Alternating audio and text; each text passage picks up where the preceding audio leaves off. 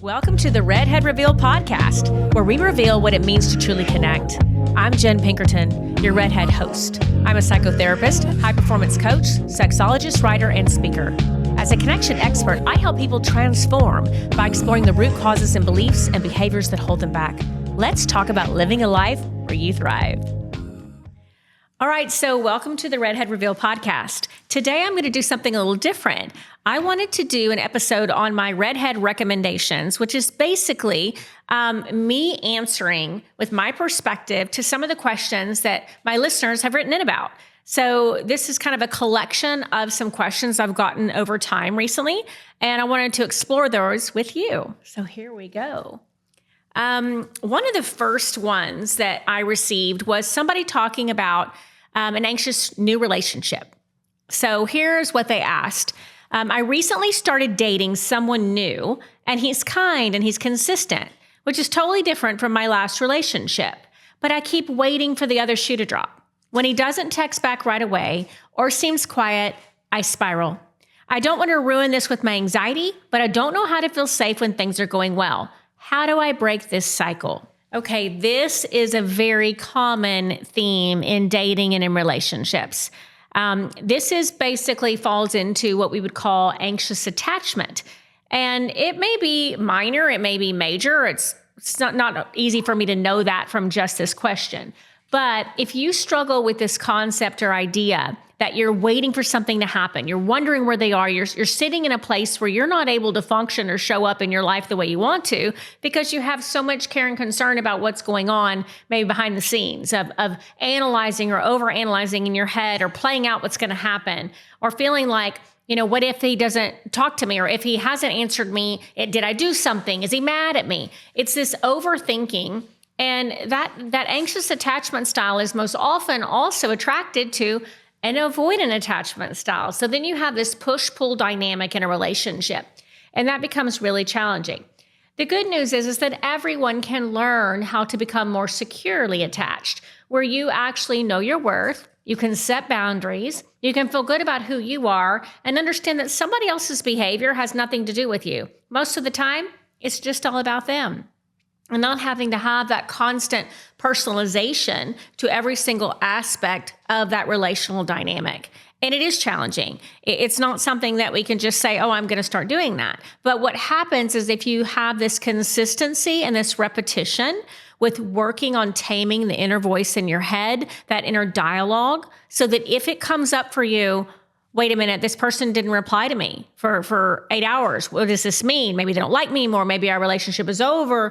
I'm calling it. I'm going to send him and fire off this message or send her this message and fire off how I feel.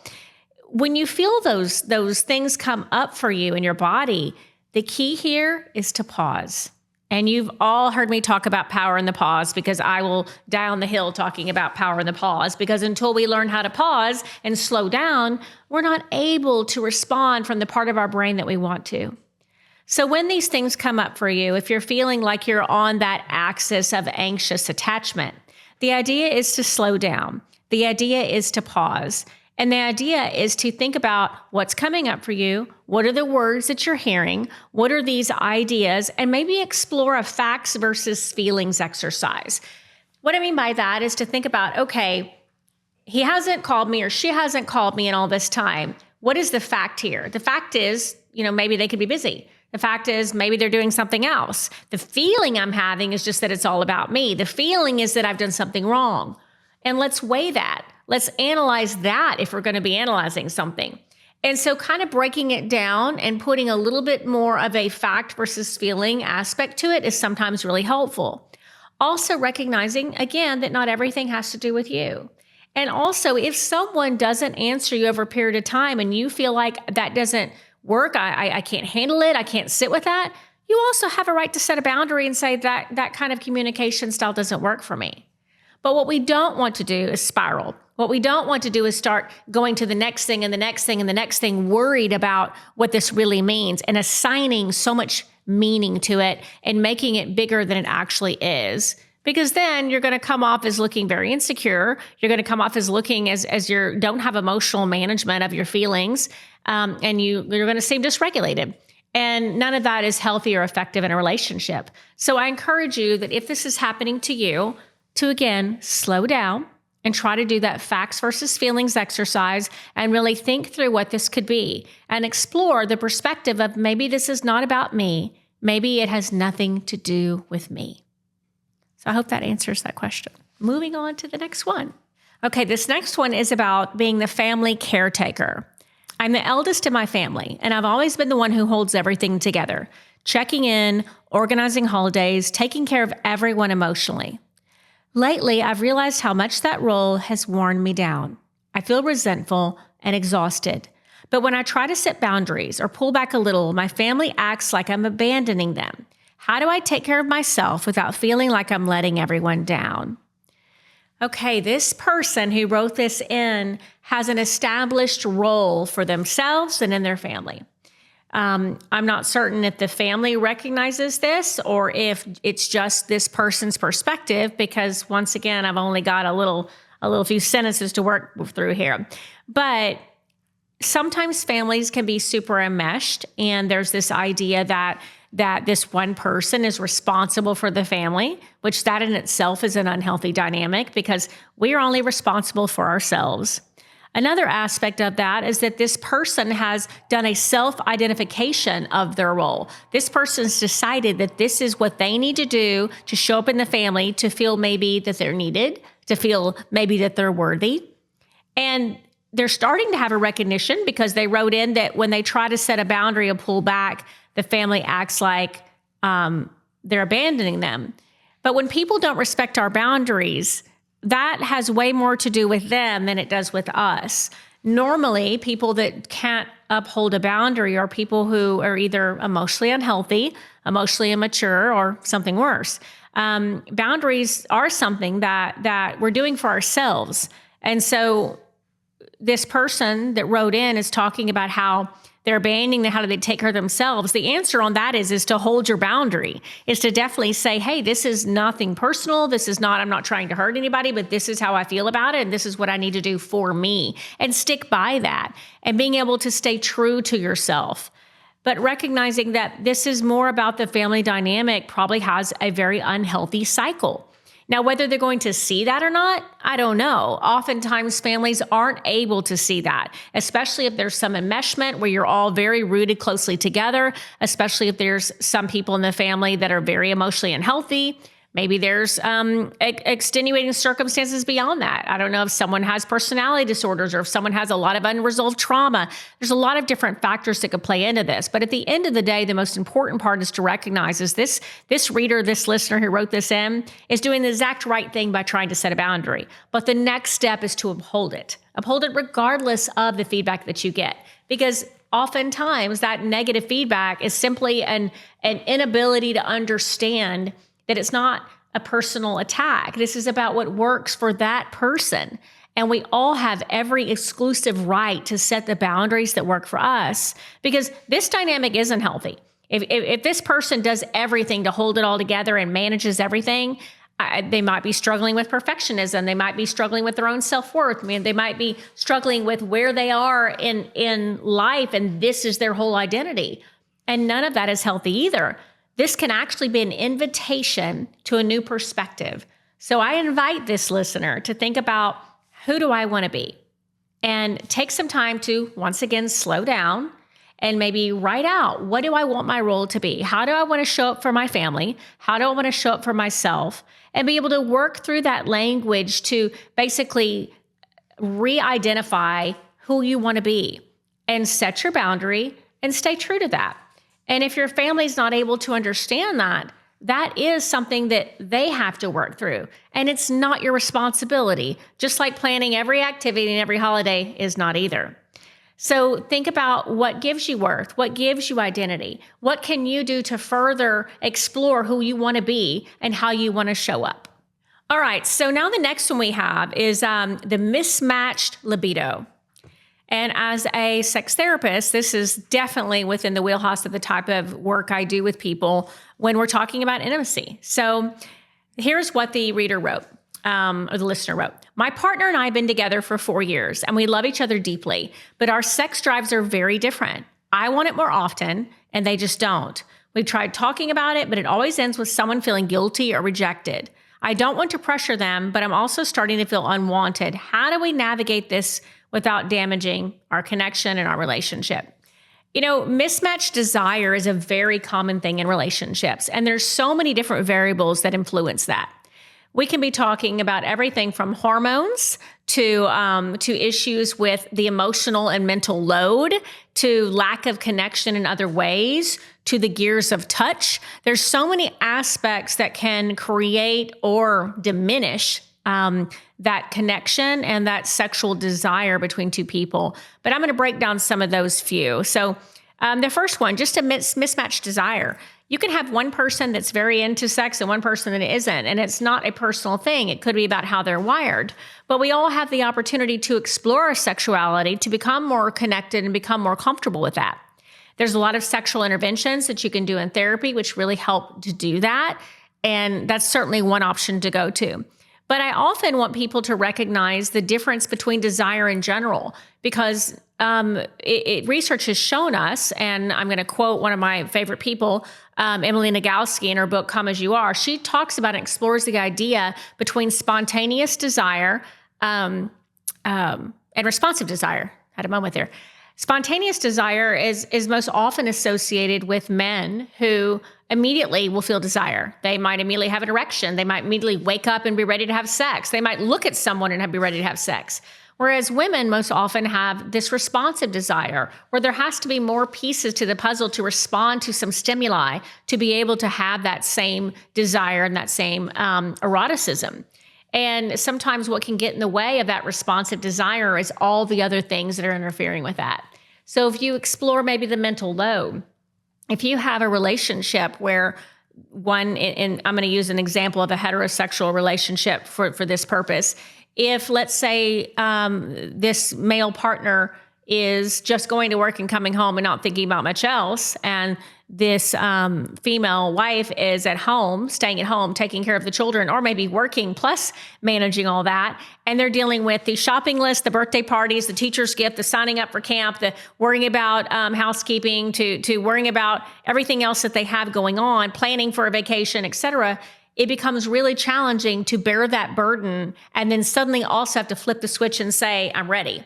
Now, this particular person that wrote in, I don't think that is what's applying here, because they're saying that they want sex more often. But I think that oftentimes that mental load is huge. And it can be something that one partner has no idea that that's even present, or might have any idea why that would even be a barrier to intimacy. But it is a barrier, because you don't want to have that little microaggression, that little continued resentment that builds up over time, which gets in the way in the bedroom. Another aspect to talk about is hormones. I always encourage anybody that comes to therapy to talk about we're not having a great sex life, our intimacy is challenging for us, is to have you had that checked. Because for both women and men, if you are low on testosterone, you're low on estrogen, you don't have your levels balanced out, that will affect your level of desire. Also, if you experience things like vaginal dryness or vaginismus or pain in intercourse or things like that, that's going to have a huge problem. If you're having some erectile dysfunction, inability to hold and maintain an erection, or premature ejaculation, all these things can sometimes be ruled out by getting that checked. So I encourage everyone to go to a medical provider first. But after that, if let's say you've gotten your hormones in line, let's say that all those levels are good and you're still having this disconnect, then we need to really explore sensuality and embodiment. We need to really explore for both parties, how much are we getting into touch and pleasure? How much do we slow down, once again, talking about slowing down, the sexual act in itself? Do we examine the gears of touch? Meaning, are we understanding that foreplay can happen all throughout the day? Can we have some foreplay in our texting? Can we have touch that's just playful? Can we then have touch that's more affectionate? Can we then have touch that's more soulful? Can we go through different levels of connection to create this sexually charged atmosphere and create an interest in the energy and desire to have sex? Also, what does sex mean to you? Is sex merely penetration? Or is sex this connection that we feel where it's special between the two of us, and we're using touch and our senses and our presence, and we're being intentional? There's so much more to sex than a lot of people slow down enough to figure out. So all these things can be explored, but it all is going to start with a conversation. And I often say, if you cannot talk about sex, you probably shouldn't be having it. So that's the key to this person that wrote in, is you need to sit down and have a conversation with your partner. You're going to need to be a little raw and vulnerable. You're going to need to say, I want you. I want to have more of a sexual connection with you. And I feel like maybe our libidos are not matched right now. How can I show up differently? What do you need from me? What do you think is a barrier to our intimacy? Is there something from a novelty standpoint, or from, do we need to explore a yuck and yums? Do we need to really talk about what would get you excited again about sex with me? And it's really important that both of you are able to take away this personal idea of, oh, it's me. Because oftentimes it's not about that person. It's about, we all want to explore fantasies. We all want to explore novelty. And it doesn't mean our partner isn't enough or isn't good enough for us. It simply means that we're human. And we want to be able to keep things exciting and fun. And then explore that mental load. What is the division of labor like in your relationship? How do you manage everything that needs to be done? And does it feel equal? And does it feel fair? Exploring, again, medically, where you are. But talking about all these different things and making certain that you're on the same page and exploring your needs. Just having someone connect with you to be able to say, I'm so glad you told me you're feeling this way. Maybe I was really fine with our sex life and our sex drive, and I had no idea this is how you felt. I'm glad you told me. Let's talk about it. Let's figure out some things we can try, or let's go to sex therapy and understand and learn some other interventions we can do to help our sex life. There's a lot of different approaches here, but all of it comes down to talking about sex.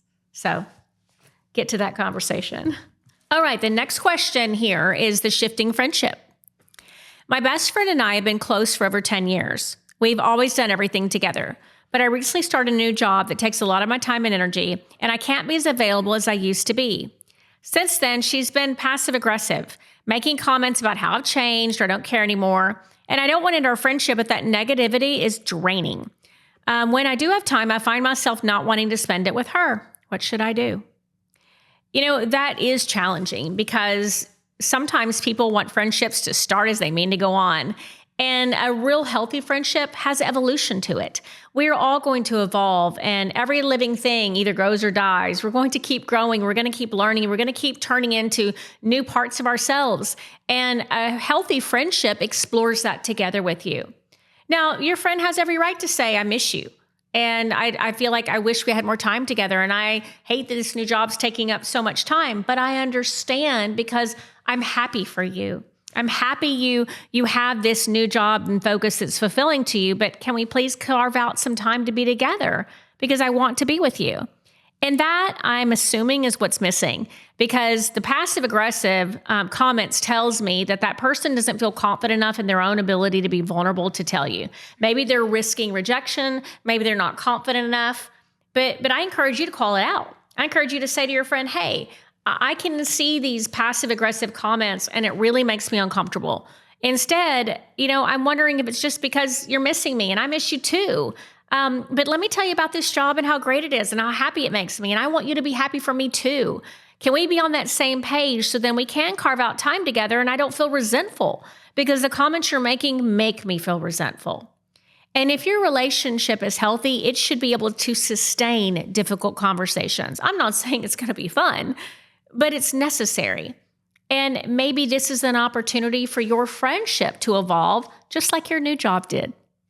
All right, the next question is the people pleaser in therapy. I've been in therapy for a few months, and I recently realized how much of a people pleaser I've become. I'm always saying yes when I want to say no, and I hate the thought of someone being upset with me. Even small boundaries feel terrifying.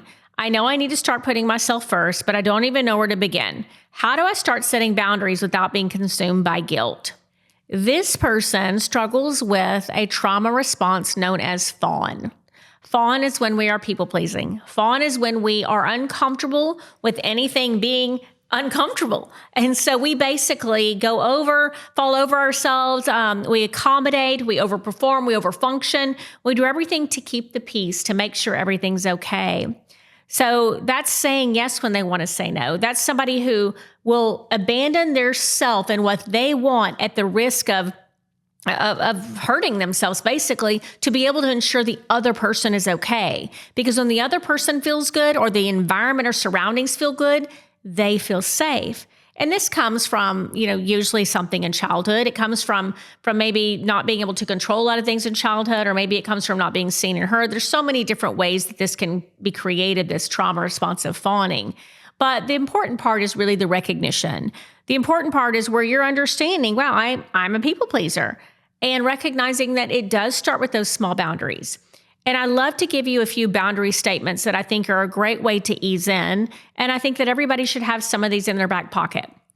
The first one is no, because no is a complete sentence. And we can just say no. We don't have to say, I'm sorry, but no, or no, but. We can just say no. However, oftentimes people have a lot of trouble with that one. So some easier boundary statements are something like, this doesn't work for me. Or I'm not comfortable with that. Or the softest one of all is, I'm going to think about that and get back to you.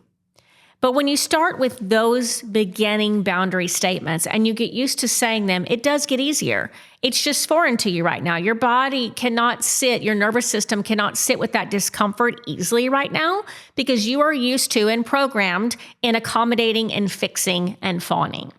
So I think the recognition of what you're doing with this behavior is the first step. That second step is slowing down once again enough to understand what's going on and to start continuing to establish boundaries that you can stand behind, and to be able to recognize that everything you're doing for somebody else is never going to get you the peace that you want. It is only when we start becoming true to ourselves and stepping into a life of authenticity and vulnerability that we can actually feel happy. And so I would encourage this person, this listener that wrote this in, is to understand that courage and bravery that you're seeing, but you're scared to fully embrace it. Because the moment that you're able to start living for you, you will feel a lot happier than living for everybody else. All right, the next one is the sibling rift. My sister and I used to be so close, but over the past year, there's been a growing tension between us. Every conversation feels loaded. She's critical of my choices, and I've stopped feeling safe opening up to her.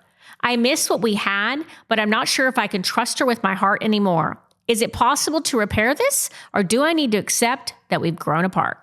All right, this one's hard because it's a sibling, and we are naturally drawn to our siblings as it's us against the world. Especially if you're close in age and you've grown up together, it kind of feels like we were in this time in our life together.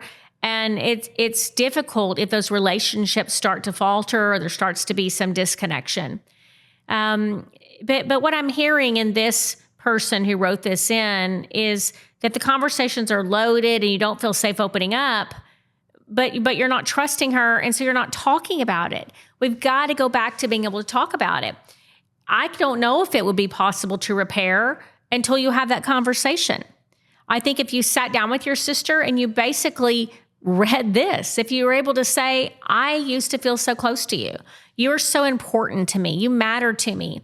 And I feel like there's a big disconnection between us. And I don't really know what it's about, but it hurts me. And that disconnection has started making me pull away because it doesn't feel safe to me. And that is the last thing I want to do. I want to have you in my life. I want us to have our relationship. I don't want to grow apart. And I think if you call that out and you give her an opportunity to rise to that occasion to, I would hope, validate your feelings and say maybe either A, they felt it and they also don't like it, or B, maybe they haven't felt it, which is okay. Sometimes people don't see things through the same lens we do.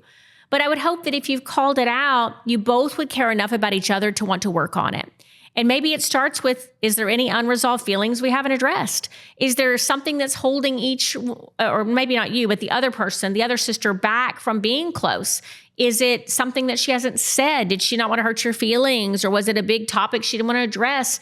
Let's just air it. Let's get it out. Let's talk about it. We have to unpack these things and process these things to move past it. It's kind of like that saying that the only way out is through, and that's the truth.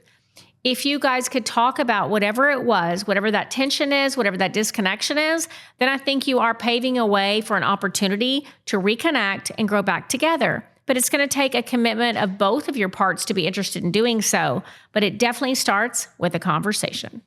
All right, the next one I'm going to talk about is the breakup backslide. I broke up with my ex a few months ago after a really toxic relationship. Lots of emotional manipulation and gaslighting.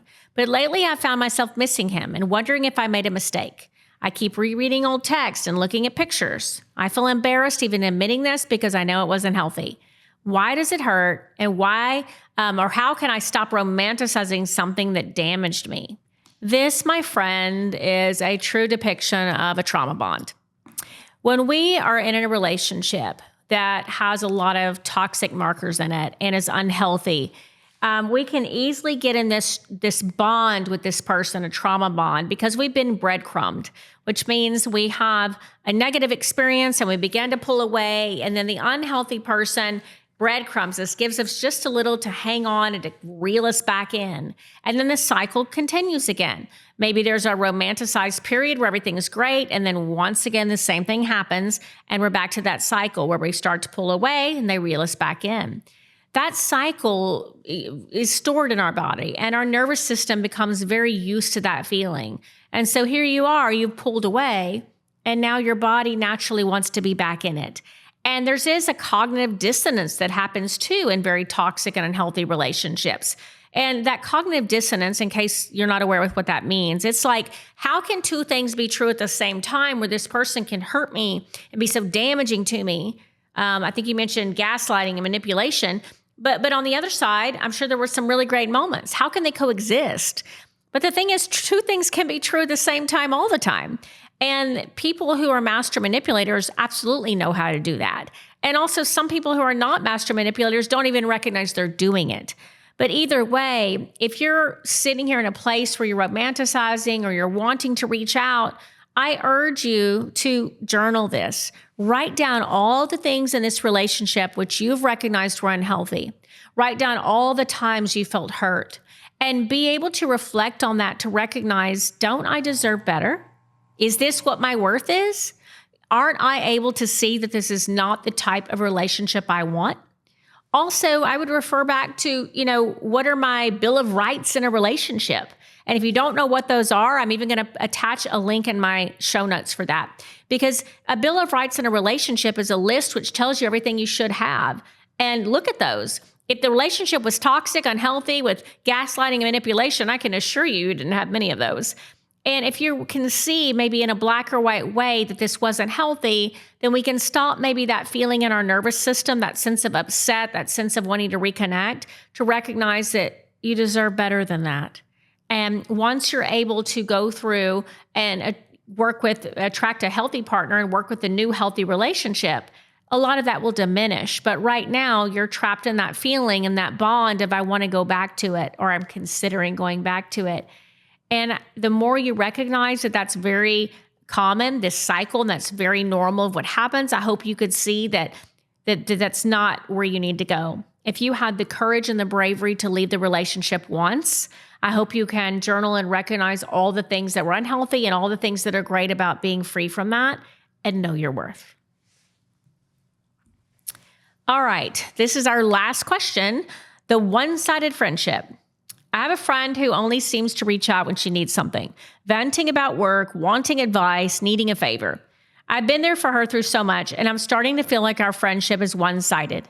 When I need support, she disappears. I feel selfish for even thinking this, but I am tired. Do I say something or just let it fade?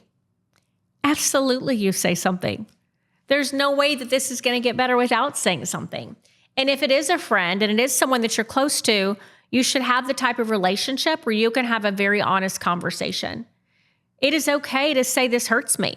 It's okay to say, I feel as though maybe I'm being used, and I love you and I care about you, and I don't want that in our relationship. I want to feel as though we're each here for each other. And then maybe there's a moment where you need to recognize, have you expressed your needs to this person? Do your own self-reflection, because sometimes people don't know how to show up for someone else. Have you articulated that? Have you said, hey, you know what? I would really feel happy if we did X, or if you were able to do Y for me, whatever that is. And being able to give them an opportunity to do that, because sometimes people don't realize what's lacking. everybody has different needs in a relationship, and there's no right or wrong. There's simply being able to talk about it and work through it to see if we can either meet each other's needs and meet each other where we are, or can we compromise on some of our needs. But if you're not talking about it, this friendship's absolutely either going to stay one-sided or it's going to diminish completely. Anyway, I hope all these were helpful to you today. I hope that you're able to get a glimpse into some of these very common themes in therapy, because honestly, all these questions that we got are something that I work with clients every day on. So again, if you need help, reach out. You know how to find us at our website, Pinkerton Psychotherapy, or directly through me on Instagram, or through the Redhead Reveal podcast information too. But I want to encourage you all to remember to slow down, to be vulnerable, to hold your boundaries, and absolutely know your worth. Best in rest.